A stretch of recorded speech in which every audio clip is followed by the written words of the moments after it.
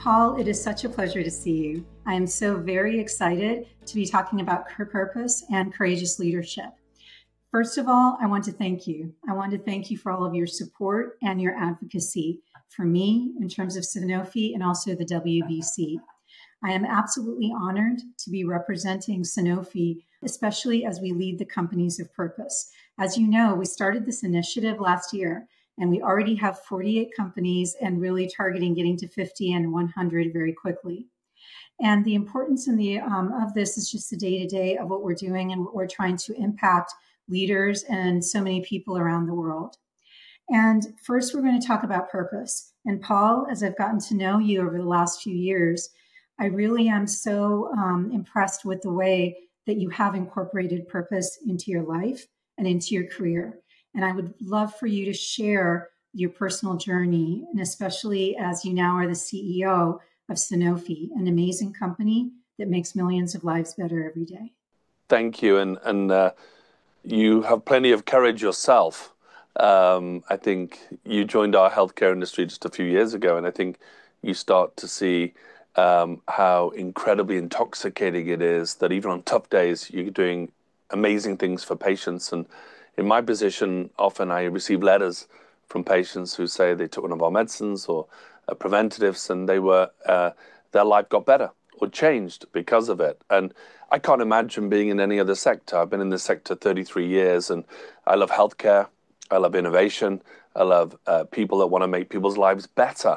And so it's a privilege for me to be sort of dual purposed, I think they call it, to be running a company to try and do great things for human beings. And the more successful we are for human beings, the more successful the company is to then invest more in innovation for human beings. I mean, it's a dream job for me because I don't know what it'd be like to work in an industry where you didn't get up every day and thinking, if I move forward, something good happens for people. That's pretty incredible. And I've been fortunate enough every day to have that feeling. So, and I hope to carry that with me for a long time to come. Well, Paul, it shows every single day, and you demonstrate it. And especially as a CEO of Sanofi, you've come in and really changed culture. You're driving changes, you're driving transformation, not just into the 2020s, but also into the 2030s, 40s, mid-century, and beyond. And so much of what we're doing as we look at our medicines and the patients and our healthcare providers is we are truly a global company.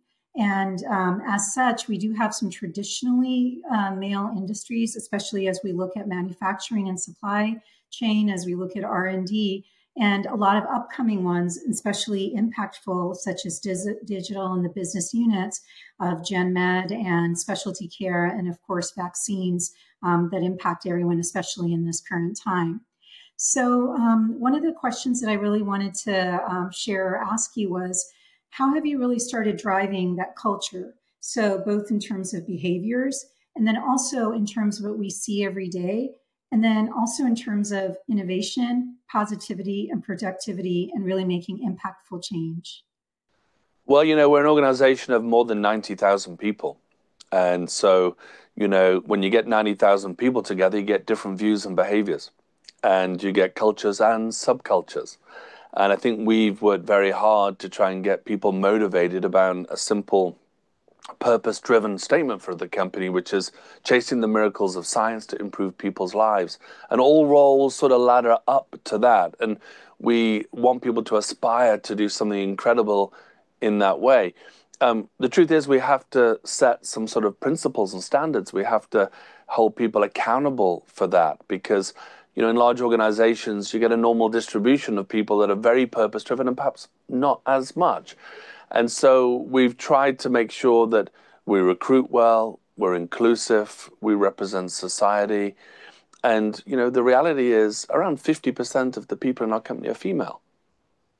And we're able to measure that, of course, but we go beyond that to our LGBTQ plus community, to our people of color. We really want a company that reflects society, and that is a very attainable goal for us over time. And we think if you can be what you can see, then we have a chance of really everybody being the best version of themselves. Now, it sounds a bit like a poster by the elevator, as I like to describe it, but It's lots of small decisions every day and holding people accountable and setting standards, coaching people that's going to get us there. As I've gotten to know you both professionally and personally, I've had the honor of working here and coming from many wonderful experiences and industries.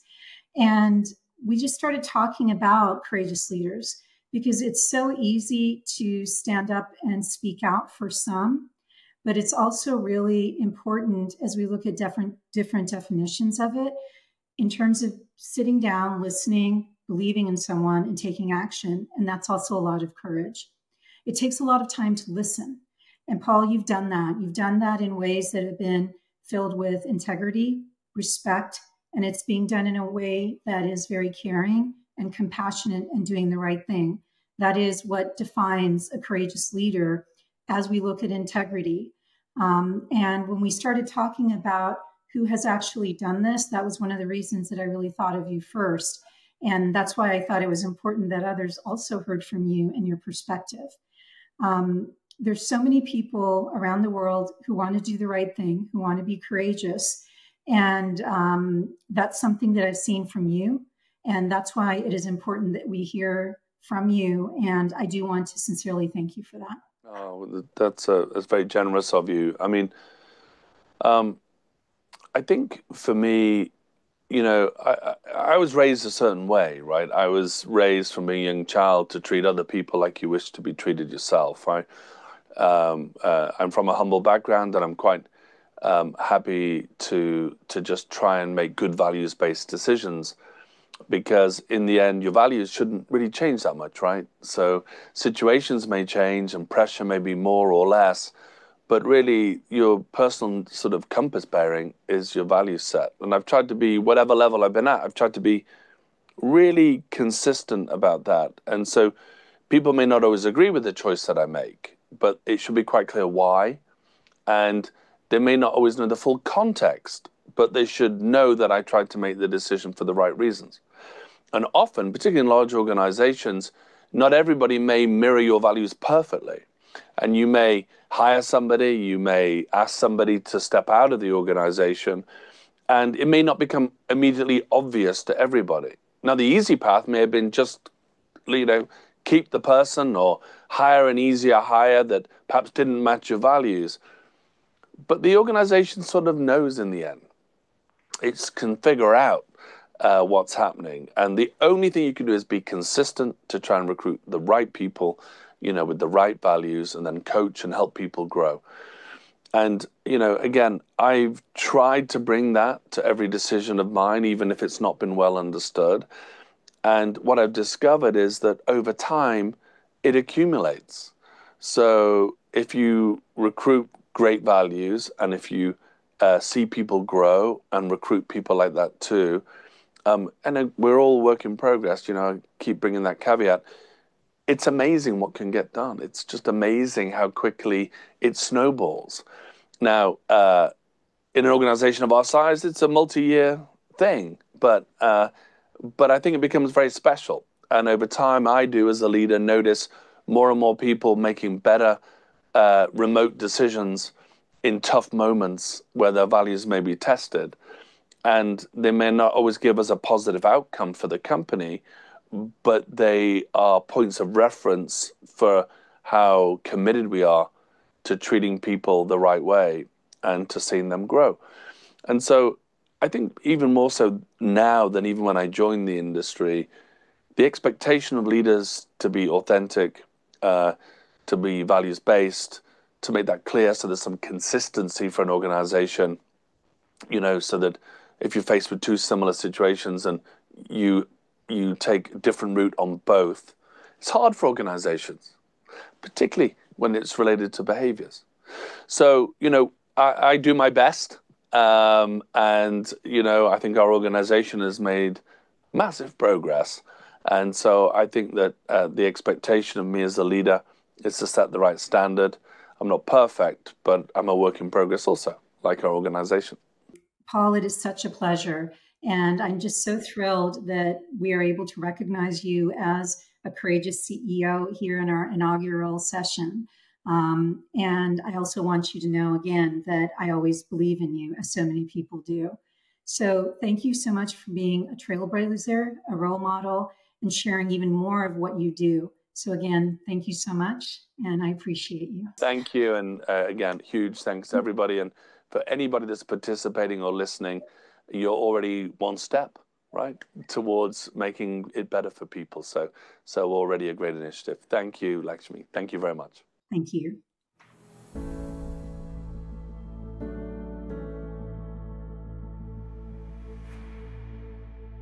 Today we're speaking with the President and Chief Executive Officer of Amalgamated Bank, Priscilla Sims Brown. Priscilla, thank you for your leadership and Amalgamated Bank's leadership.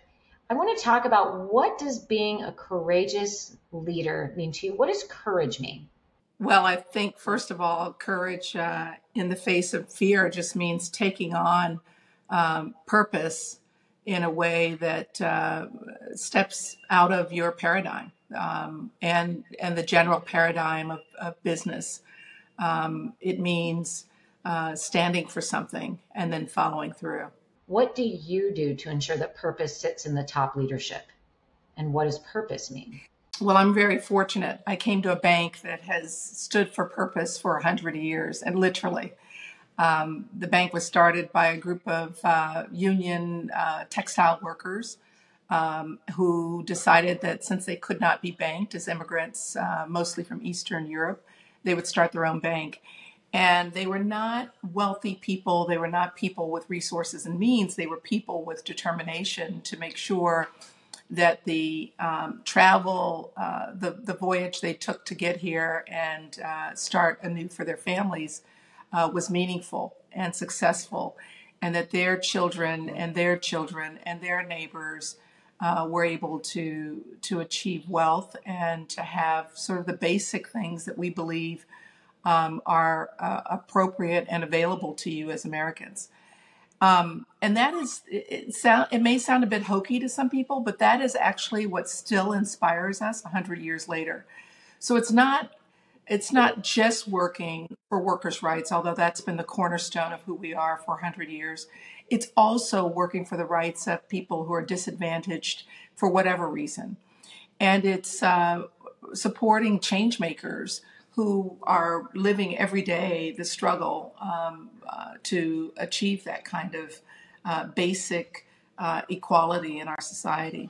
And that's what we do. So our segments, our customers fall into 6 segments, all of which have one thing in common. While one may focus on climate and another on social justice and another on racial justice, what they all have in common is that they are change makers, they have courage, and they are moving things forward. Our employees join us for that reason and stay with us for that reason. And we're constantly looking for ways to punch above our weight as a mid-sized bank, to be able to make a contribution that goes beyond the 4 walls, literally and figuratively, of Amalgamated in the 4 cities that we call our bases. How do you sort of practice that internally with your employees, both to kind of allow them to have courage or to bring up potentially, I don't know if it's disenfranchised or, employees that you don't normally hear from? What do you do internally, and what are the tools and tricks? Well, look, I'm blessed to have, when you hire change makers or people who care about purpose, you get a very vocal group. So I'm blessed to have people who have a lot of courage. They also have, when we are at our best, we are using constructive criticism, we are rich with ideas, we are pushing ourselves, we're challenging ourselves. We're saying each day to ourselves, are we doing the right things? Should we be doing the things we're doing?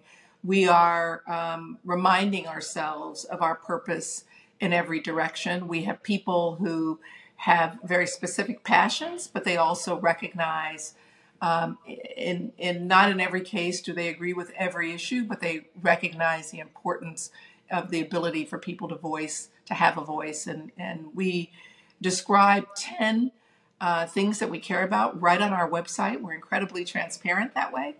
And our employees remind me constantly of the need to practice what we preach internally as well as we do externally. Is there some advice you would love to give to sort of another organization or another industry on how you're encouraging them to be courageous or really be driving purpose? Because as you said, this is the heart of what you do. There's something about this journey, which I've been on for 2 years.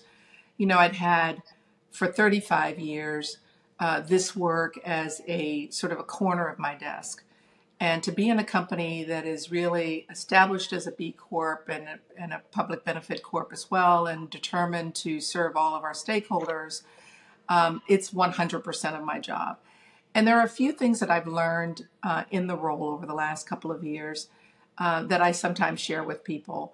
One is when picking the issues, when determining what you want to really be courageous about, I have found it useful to stay within the lane of a bank, a financial services institution, and the lane of an employer. So when we talk about reproductive health care for women, it's not the broader conversation around abortion or not. It's really the very pointed conversation around our employees' right to choose and our employees and their families' right to go wherever they need to be able to exercise their right to choose. And so that's appropriate for a bank that has over half of its employees as women. And of course, even the men in our bank have dependents who are women. So that is an appropriate lane. The second thing I have determined to be sort of a governing principle for me as I make these decisions is this a courageous decision that's actually going to make a difference? Will it have impact? Maybe even impact broader than the impact of my day-to-day business.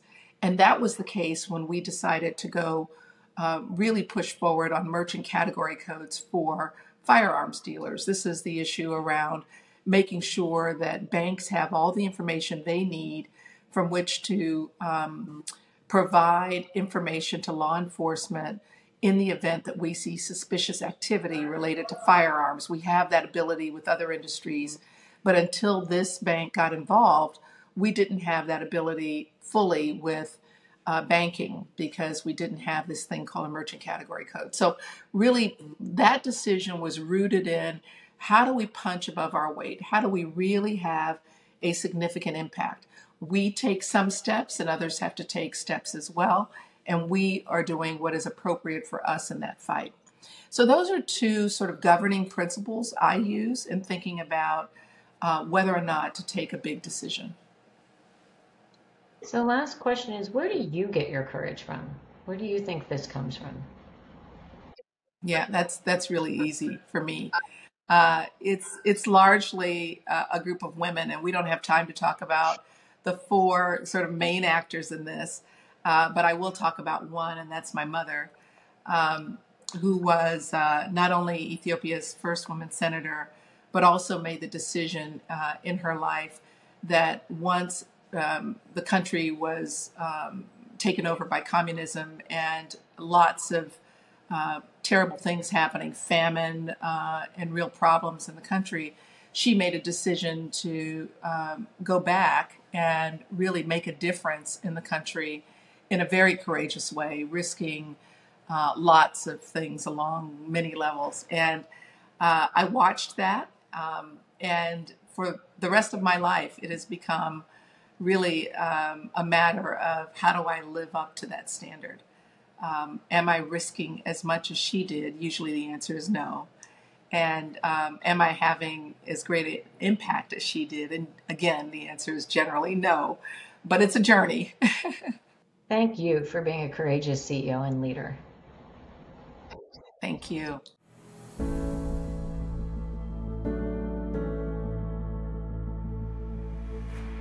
Melinda, it is such a pleasure to talk to you. I'm very excited that we're going to be having a great conversation regarding purpose and courageous leadership. I'd really love for you to share your personal journey as we talk about purpose, and also just about you personally and your leadership, and now as the CEO of Lazy Boy, which is phenomenal brand, phenomenal leader with you. Thanks, Lakshmi. It's great to see you again, and it is hard to imagine 25 years have passed. um, I mean, briefly about my background, I grew up in a household where my dad was the only person I knew that had a college education, and my mom was a homemaker, and we started moving all over the place. And so I always knew I would get an education, but definitely saw that as just a means to a job, I guess I would say. And so got an accounting degree from Ohio State from a very practical standpoint. It was a role that I knew I could get a job. Did the public accounting thing for a while, and then was very fortunate, as you know, to end up spending 20 years at Procter & Gamble, which was a phenomenal training ground in that, there was just a lot of great role models, and a lot of great mentorship that encouraged me to keep sort of learning new things. And what I found through my career was always most interested on making an impact, and growing and learning. And I was fortunate, and I had people around me that generally got recognized and rewarded. So I started off in some accounting roles, some broader finance roles, and really some great exposure to general management and other functions, a couple of expat assignments, and really probably would have stayed at Procter forever had it not been for a mentor who left and gave me a great opportunity to go to Kraft and be the controller of Kraft, which was, a Section 16 officer, a bigger role and a big career move. And I was lucky to have a supportive family around me. And we took off to Chicago. And through a series of transactions and some interesting things, that role, I ended up leaving there and becoming the CFO of a public company, Allscripts, in healthcare IT. And then realized how much I missed consumer products and tangible items and brands, and landed at La-Z-Boy 5 years ago, first as the CFO, and now as the CEO, 2 years and 3 years as CFO and 2 years as CEO. And I just absolutely love it. The foundation of those years at Procter and seeing great general managers, I've learned how to navigate all the fun of a public company. And what was really important to me is just the La-Z-Boy is a time-honored brand. We're a 96-year-old company, and we're known. People have fond memories of the brand. And our exercise now is to make it more relevant and timely and bring those fond memories into a great and thriving brand for its next 100 years. So it's been a wild ride, and not one that I saw coming at any step of the way, but it's been fun so far. Yeah, it's been amazing to watch you. You're such a trailblazer, and just much well deserved, and great leadership in all that you do. Also, as you said, it doesn't seem like 25 years for both of us, but as we've kind of seen, and coming from the backgrounds, me as an electrical engineer, you with your accounting, your finance, and what probably were a little bit more traditionally male fields, and then going into the type of leadership positions that, honored to be at and in. What are some of the things that you're doing in terms of the company, and how is it that you influence others? Because as you know, WBC is really looking at, opportunity for all, really being able to be having people accountable as we talk about equity and parity, and the fact that over half of the, world is women, and how do we ensure that we have opportunity for everyone that's there? So how do you influence, Melinda, and how do you do that in terms of your company and what you're doing? Yeah, it's interesting because, I think I spent my early career trying to not notice that I was oftentimes the only woman in the room, right? Or a little bit different. And that was my coping mechanism. And I still remember the first management role I got where I had a scorecard about what the diversity of my team looked like. And I thought, I'm going to have to start paying attention to this now. I am a true believer in bringing a wide, diverse set of talent, and that you will make better business decisions. And if that talent can bring that, each of them bring their best selves to work, that you really will get a better result. And it's really about an environment that enables people to be who they are. As I look at, what we're doing at La-Z-Boy, I've heard it described well as, you open up the environment so that everyone's invited to the dance, but do people get to dance the way they want to, and are they invited to dance? And so I think it's a lot about support and maybe checking yourself a little bit before you're looking for, before you snap to judgment on some areas, and then support. Very specifically at Lazy Boy, we've been recently expanding our employee resource groups, and that might be for sort of traditional diversity, measured groups. But it's also for like working parents or groups that have particular affinities. So that when you come to work, you find people who have similar interests as you or similar challenges as you. And I think that's a big piece of making you feel a sense of belonging to the company you're a part of. And, just one simple way, quite honestly, of helping people feel something beyond just the task at hand as they bring their whole selves to work. That's an amazing analogy, as you said, and the focus and the goal being that everybody can be their whole selves at work, and what you're driving and leading there. As we know, we have a lot of our traditional industries, manufacturing and supply, and kind of gone through a pandemic, and just the whole world seems to have changed, not just in the last 50 or 100 years, but just in the last 2 to 3 years. And especially as you look on engaging people, I mean, we're doing this wonderful interview in our whole WBC summit virtually. And so how do you've got that amazing personality that really connects to people. You can, see how caring and compassionate you are, and bringing that to Lazy Boy, which, as you said, is a name brand that we've all grown up with. How do you influence when sometimes people may or may not always understand, or as we talked about, when it's, traditionally a little bit more of not as traditional in terms of male industries like manufacturing and other things. How do you kind of approach it so that everybody does feel included and it's an inclusive situation? When first of all, you're always very kind, Lakshmi, so thank you. But when 2 years ago, when I became CEO, we did a refresh of our company's core values, and we did it ground up. We didn't sit at the top and say, here's what we think our values should be. But, again, we had an over 90-year-old company, and we wanted to know for our 10,000 employees what meant the most to them. And ultimately, we came up with the core values of courage, curiosity, and compassion. And we really looked at the courage and curiosity was a lot about almost aspirational, and how do we refresh our company for the next 100 years. The compassion was about the core of what we've been for 100 years, or almost 100 years. And it is really around how do you give people grace around you a little bit. We also, traditionally, we play a big role in our communities, but how do we think about grace? There's no doubt that the environment that we operate in right now, it's hard. It's hard. It's divisive. And just trying to navigate that can be a challenge. And so, the first thing we do is we start with integrity. In the end, without integrity and some level of positive intent, it's hard to build off of that. And so I spend a lot of time looking at the team, at my leaders, and making sure we're building trust amongst us, and have people that are operating with positive intent. And then that, I believe, starts to work its way through the rest of the organization.